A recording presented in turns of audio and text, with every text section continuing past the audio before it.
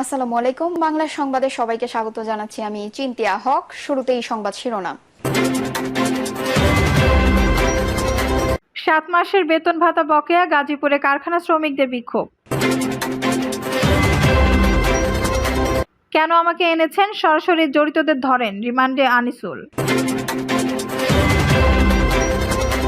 আওয়ামী লীগের এমপিদের বাসায় হাজার কোটি টাকা, অভিমান চালান বলছেন ফারুক। আবু সাইদ হত্যার সাবেক আইজিপি সহ 17 জনের নামে মামলা। শেখ হাসিনার স্বৈর শাসন সব প্রতিষ্ঠান ধ্বংস করেছে, সংস্কারের পর নির্বাচন, কূটনীতিকদের প্রধান উপদেষ্টা। এবং সর্বশেষ জানাবো 2 শিক্ষার্থী হত্যা, শেখ হাসিনা সহ 12 জনের বিরুদ্ধে আরো একটি মামলা। দর্শক, শুনছিলেন সংবাদ শিরোনাম, এখন বিস্তারিত। 7 মাসের বেতন ভাতা বকেয়া, গাজীপুরে কারখানা শ্রমিকদের বিক্ষোভ। গাজীপুর মহানগরীর বড়বাড়ি এলাকায় বকেয়া বেতনের দাবিতে মহাসড়ক অবরোধ করে বিক্ষোভ করেছেন একটি কারখানার শ্রমিকরা। পরে দাবি মেনে নেওয়ার আশ্বাসে অবরোধ তুলে নেন তারা। কারখানা শ্রমিক ও পুলিশ সূত্র জানায়, গাজীপুর মহানগরের বাড়াবাড়ি এলাকায় national chemical manufacturing company limited নামের একটি কারখানা রয়েছে। দীর্ঘদিন ধরে কারখানা কর্তৃপক্ষ শ্রমিকদের বেতন ভাতা দিতে প্রতি মাসেই গাড়ি মাসি করে আসছে। শ্রমিকরা বেতন চাইতে গেলে টাল বাহানা করে আছে। এভাবে প্রায় 7 মাসের বেতন বকেয়া পড়ে যায়। এক পর্যায়ে কারখানার 2 শতাধিক শ্রমিকের বেতন দিতে না পেরে কয়েক মাস আগে কারখানাটি বন্ধ ঘোষণা দেয় কর্তৃপক্ষ। এরপর থেকে বিভিন্ন সময় তারা বকেয়া বেতনের দাবিতে বিক্ষোভ করে আসছেন। কেন আমাকে এনেছেন, সরাসরি জড়িতদের ধরেন, রিমান্ডে আনিসুল। রিমান্ডে থাকা সদ্য বিদায়ী আওয়ামী লীগ সরকারের 3 প্রভাবশালী শক্তি ব্যক্তি দেশে অরাজকতা ও রাজনৈতিক সহিংসতার ঘটনায় নিজেদের দায় স্বীকার করেছেন। তারা হলেন সাবেক আইনমন্ত্রী আনিসুল হক, সাবেক প্রধানমন্ত্রী শেখ হাসিনার উপদেষ্টা সালমান এফ রহমান, আলোচিত সেনা কর্মকর্তা মেজর জেনারেল জিয়াউর আহসান। তারা প্রায় একই সুরে বলেছেন, আমরা কেবল প্রধানমন্ত্রীর নির্দেশ বাস্তবায়নের প্রচেষ্টা চালিয়েছি। তবে সাবেক প্রধানমন্ত্রী শেখ হাসিনার নির্দেশে বাস্তবায়নে তারা যেসব পরিকল্পনা করেছেন সেগুলো বাস্তবায়নে মাঠ পর্যায়ে হুকুম দিয়েছেন বলে এরই মধ্যে স্বীকার করেছেন। হত্যাকাণ্ডের পেছনে তাদের দায় স্বীকার করলেও এখনো সুনির্দিষ্ট কোনো তথ্য দেননি গ্রেপ্তারকৃতরা। ঢাকা মহানগর পুলিশের সংশ্লিষ্ট সূত্র জানায়, রিমান্ডে থাকা আসামি সালমান এফ রহমান এবং আনিসুল হকের দেওয়ার তথ্য অনুযায়ী গ্রেপ্তার করা হয়েছে জিয়াউর আহসানকে। তারা 3 জনই এখন নিউ মার্কেট থানায় একটি হত্যা মামলায় ঢাকা মহানগর গোয়েন্দা পুলিশ হেফাজতে রিমান্ডে আছেন। জিজ্ঞাসাবাদের সময় আসামিরা কি ধরনের অভিব্যক্তি প্রকাশ করেছেন জানতে চাইলে সংশ্লিষ্ট কর্মকর্তা যুগান্তরকে বলেন, আনিসুল হক বেশিরভাগ সময় হাসছেন। বলছেন, প্রধানমন্ত্রী আমাদের যে গাইডলাইন দিতেন আমি সেই গাইডলাইন ফলো করেছি মাত্র। হত্যা মামলায় কেন আমাকে রিমান্ডে এনেছেন? যারা সরাসরি কিলিং এ অংশ নিয়েছিল তাদের ধরে রিমান্ডে থাকা আসামিরা হত্যা মামলায় বাইরে কি কি তথ্য দিচ্ছেন জানতে চাইলে সংশ্লিষ্ট সূত্র জানায়, 2013 সালে 5 মে রাজধানীর শাপলা চত্বরে হেফাজত ইসলামের নেতাকর্মীদের উপর আক্রমণ ও হত্যাযজ্ঞ চালানো, বিশেষ উদ্দেশ্যে আড়ি পাতার যন্ত্র ক্রয়, ভয় দেখিয়ে ক্ষমতা কুক্ষিগত করতে আয়নাঘর কনসেপ্ট তৈরি এবং বহু মানুষকে গুম খুন করার বিষয়ে তাদের হাত রয়েছে বলে স্বীকার করেছে। আওয়ামী লীগের এমপিদের বাসায় হাজার কোটি টাকা, অভিযান চালান বলছেন ফারুক। বিলুপ্ত জাতীয় সংসদের এমপিদের বাসায় হাজার হাজার কোটি টাকা রয়েছে উল্লেখ করে অবিলম্বে সেখানে অভিযান পরিচালনা দাবি জানিয়েছেন বিএনপি চেয়ারপারসন উপদেষ্টা ও সাবেক বিরোধী দলীয় চিফ হুইপ জয়নুল আবেদিন ফারুক। জয়নুল আবেদিন বলেন, যেসব সংসদ সদস্য অনির্বাচিত যারা হাজার কোটি টাকা লুট করে বাংলাদেশে বিদ্যুৎ খাতে দুর্নীতি করেছে, সড়ক জনপথ বিভাগে দুর্নীতি করেছে, যারা বিচার বিভাগে আইনের শাসন প্রতিষ্ঠা করার সুযোগ দেয়নি, যেসব অনির্বাচিত সংসদ সদস্যের কিছু আনাগোনা জনগণ দেখতে পাচ্ছে। তিনি বলেন, অন্তর্বর্তীকালীন সরকারের স্বরাষ্ট্র উপদেষ্টার কাছে একজন নির্যাতিত রাজনৈতিক কর্মী হিসেবে দাবি করব, আইন নিজের হাতে আমরা তুলে নেব না। অবিলম্বে তাদেরকে গ্রেপ্তার করুন। 7 জানুয়ারি ভোটবিহীন ডামি নির্বাচনে 300 এমপির বাসায় হাজার কোটি টাকার ডলার পাবেন। তল্লাশি করেন, তদন্ত শুরু করেন, সব বেরিয়ে পড়বে। আপনাকে সহযোগিতা করার জন্য আমরা প্রস্তুত। আওয়ামী লীগ সরকারের হাতে নির্মমভাবে নিজেদের নির্যাতিত হওয়ার কথা উল্লেখ করে জয়নুল আবেদিন ফারুক বলেন, জীবনের বিনিময় হলেও 16 বছর অত্যাচারী হয়েছি, আর অত্যাচারিত হতে চায় না। একটি গণতান্ত্রিক দেশে তারেক রহমানের ভাষায় আমার ভোট আমি দেব। এই অধিকারের ভিত্তিতে একটি নির্বাচন দেশে হোক, সেই নির্বাচনের মাধ্যমে দেশের মানুষ তাদের অধিকার ফিরে পাবে, আর কাউকে রাস্তায় আসতে হবে না। জয়নুল আবেদিন ফারুক বলেন, শেখ হাসিনা ইতিহাস পড়ে দেখেননি। তিনি বলেছেন, পৃথিবীর কোনো শক্তি নেই তাকে সরাতে পারে, কিন্তু ইতিহাসের নির্মম পরিহাস। আবু সাইদ মুগ্ধের রক্তের বিনিময়ে যে আন্দোলন ঢাকার বুকে হয়েছে, সেই আন্দোলনের মুখে শেখ হাসিনা চুরি করে পালিয়ে যেতে বাধ্য করেছে। অহংকার আল্লাহর চোখে শোভা পায় না। আবু সাইদ হত্যা, সাবেক আইজিপি সহ 17 জনের নামে মামলা।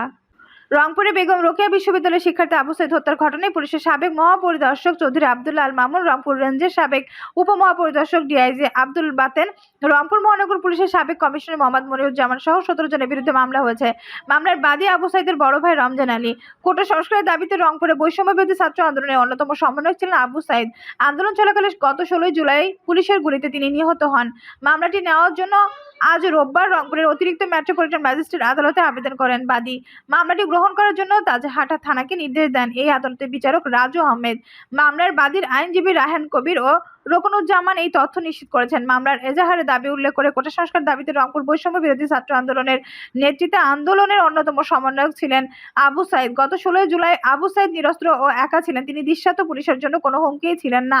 তার শর্ত তাকে শটগান দিয়ে গুলি করা হয়। আবু সাইদ পড়ে গিয়ে একাধিকবার দাঁড়ানোর চেষ্টা করলে আসামিরা পূর্ব পরিকল্পিতভাবে তাকে একাধিকবার গুলি করেন।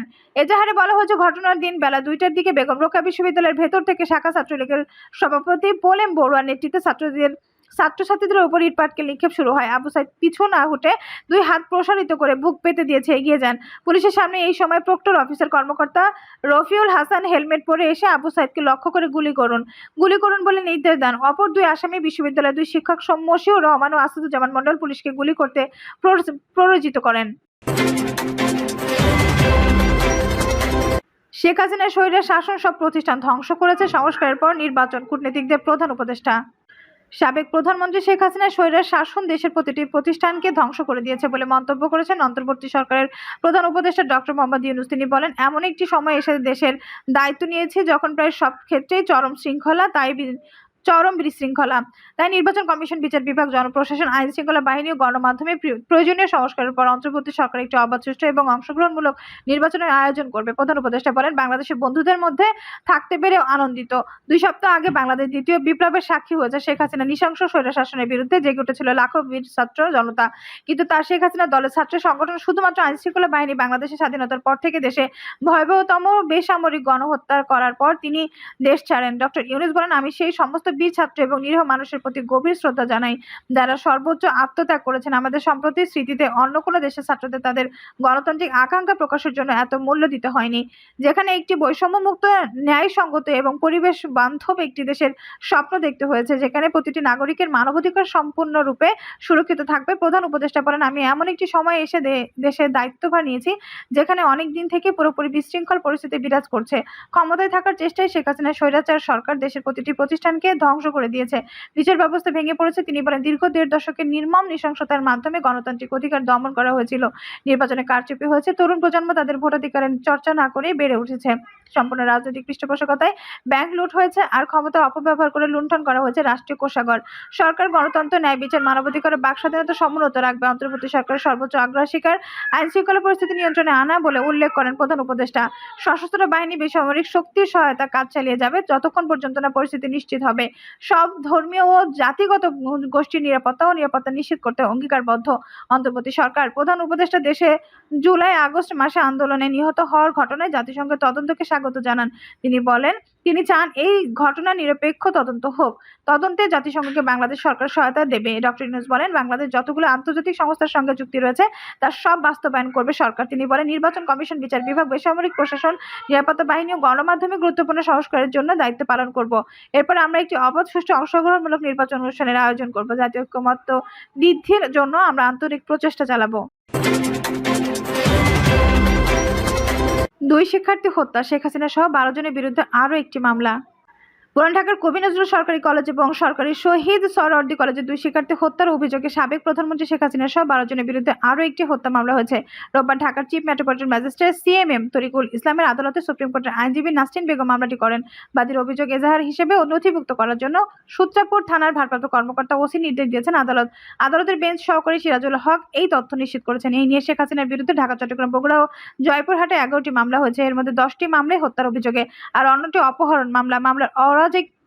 মামলার আরজিতে বলা হয়, গত 19 জুলাই পুরান ঢাকার জনসন রোডে শিক্ষার্থীদের কোটা সংস্কার আন্দোলন কর্মসূচি ছিল। সেদিন বিকেলে শিক্ষার্থীদের কর্মসূচিতে ছাত্রলীগ, যুবলীগ হামলা চালায়। হামলাকারীদের গুলিতে কবি কাজী নজরুল সরকারি কলেজের অর্থনীতি বিভাগের শিক্ষার্থী ইকরান হোসেন, কাউসার ও সরকারি শহীদ সোহরাওয়ার্দী মেডিকেল কলেজের শিক্ষার্থী ওমর ফারুক গুরুতর জখম হন। পরে ইকরামের পুরান Dhaka sir Salimullah medical college ও মিটফোর্ড হাসপাতালে চিকিৎসকের মৃত ঘোষণা করেন। অন্যদিকে ওমর ফারুক মারা যান ঢাকা মেডিকেল কলেজ হাসপাতালে। দর্শক, এই ছিল এখনকার সর্বশেষ সংবাদ। নিউজটি ভালো লাগলে অবশ্যই একটা লাইক দিন, কমেন্টে আপনার মূল্যবান মতামত জানান। সবসময় আমাদের পাশে থাকতে সাবস্ক্রাইব করে বেল বাটনটি অন করে রাখুন। ধন্যবাদ।